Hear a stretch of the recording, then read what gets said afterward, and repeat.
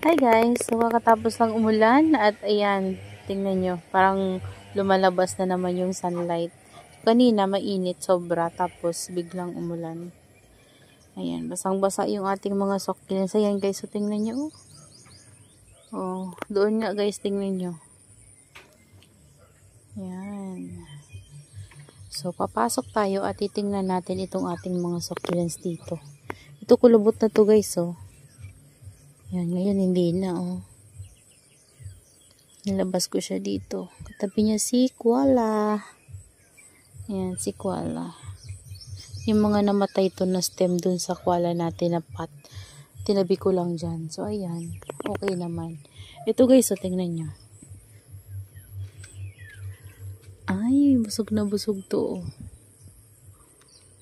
Yan, dito ko kasi to sinabit para hindi na ako magdidilig. Ayan. Nakalimutan ko yung pangalan nito. Maganda to guys, parang chook moonstone kapag na-stress siya. Yung ano natin, rose cabbage, laging nauulan nandito guys. So, hinabit ko dyan. Ito okay naman din. Ayan, ito, tingnan nyo guys. Oh. Daming bibis. Tapos kanina pala guys, ay ano ako dito. Gumawa ako ng kanal. Yan, papunta yan siya dito banda. Kasi hindi ko pa tapos. Medyo mataas pa to, kaya hindi makalabas yung water. So, ayan. Kasi, kaya pala guys, napupuno yung dito natin banda. Pumapasok siya sa loob ng greenhouse. Kasi, yung dito, dati itong tinaniman ko ng pechay. Tapos, parang flat-flat to. Tapos, may mga kanal-kanal siya pa ganon. Pa ganyan. Dito. So, lahat ng water niya pumapasok dito.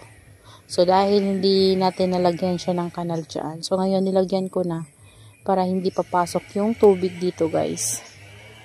Ayan. So, hindi na maano yung ano natin dito, guys. Mapapasok ng sobrang daming tubig.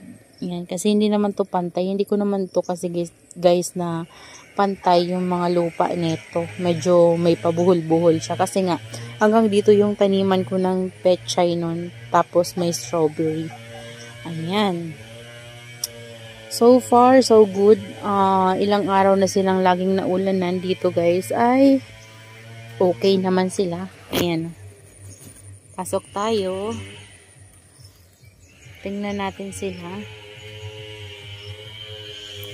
Yung arrangement ko dito. Ayan. Si Dugong guys, so nagko-curl na yung leaves niya.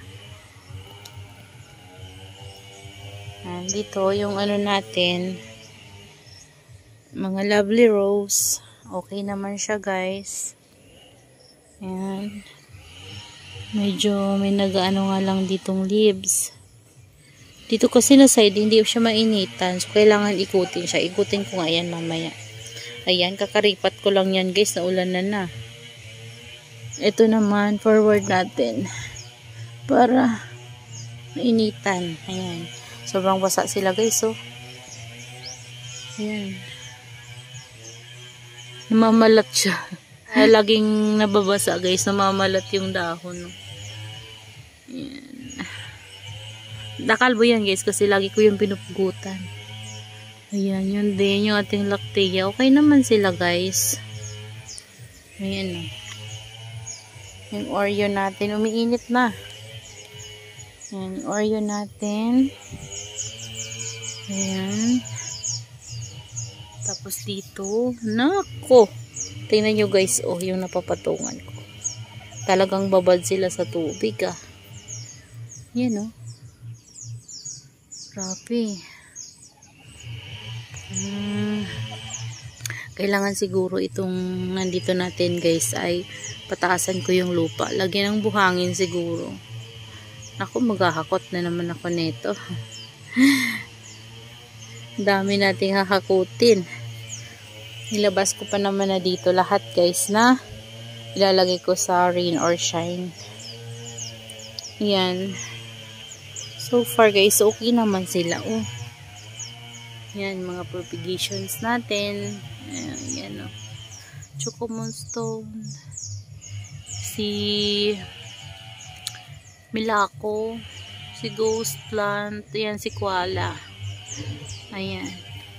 Okay naman sila guys. Ayan.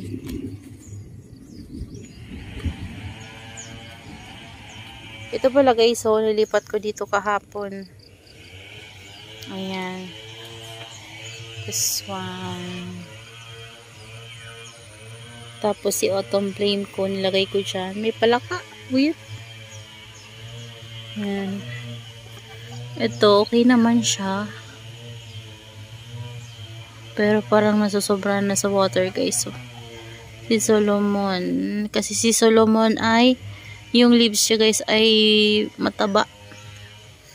So, sobrahan na siya sa water. Ayan. Ang tataba nila guys kasi grabe yung tubig na natatanggap nila ngayon. Always silang basa. Ayan. Tapos yung dito natin, nadudumihan na yung pots. Pero okay naman. Ay, ito. Ito yung bumibigay guys. Oh. Ayan, yung propagation ko dito ng Mendoza. Ayan, lagi kasing basa. Kailangan na nitong itago. Ayan. Overwater na. Nako naman. Ayan o. Makapal na sana to.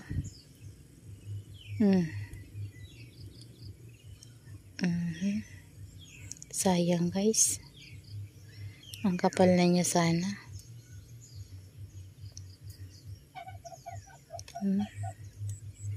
Nabubulok na. Sa sobrang basa. Yan. Busog na sila guys. Yan. So, hanapan ko to guys ng area na hindi na siya mababasa pa. Pasok ko muna siguro sa loob ng greenhouse kasi baka maubos to. Sayang, laki nito guys oh. Pare-pareho nga yung laki nila kasi pinagkukuhanan ko to guys ng cuttings. Tas yung mga leaves nila hinuhulog ko lang dyan. Kaya napuno talaga to. Sayang lang. Ayan, ito. Nabasa din oh. Mga natin, propagation lang to guys. Yan. So yung nandito natin, diligan ko to kahapon. Yan, daming mga dry leaves dyan kasi nagtanggal din ako ng mga dry leaves. Ito, kailangan kong paulanan siguro to guys kasi hindi ko to nadidilig. Ayan o, sobrang tuyo niya. Saan kaya ito pwede mailagay? Labas muna natin guys.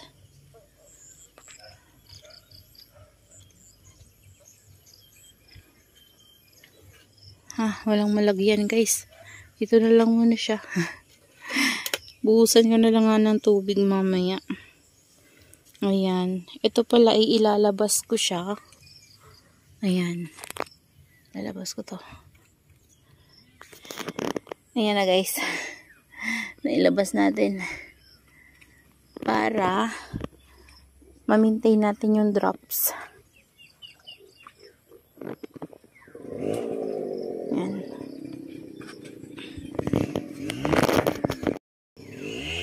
Ayun guys. Diyan ko siya naisip ilagay. At ito tinanggal ko muna. So, dyan muna siya guys. Ayan, para ma-maintain natin yung drops nitong ating Shiveria Frills. Ayan, tapos yung pinugutan natin guys na kan-kan. Ayan, dami niyang bibis. So, para hindi na ako magdidilig. Ayan, sila dito. Okay naman sila guys after ng ilang araw silang naulanan. Okay naman, pati ito ating flapjack. Yan, yung dito po natin guys ay niripat ko yung mga grafting ko. Ayan, meron naman ako bagong ginagraft. Ayan, ito, ginagraft ko to guys. So, lumalaki siya. Ayan, lumalaki na siya. So, dragon fruit naman yung ginamit ko. Hindi na ganun.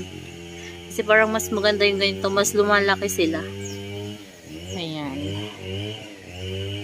So, okay naman sila guys. Yan o.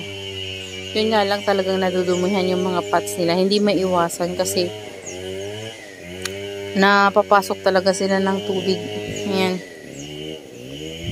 Hindi talaga maiwasan guys, lupa kasi ito eh. Ayan o, kailangan may patungan.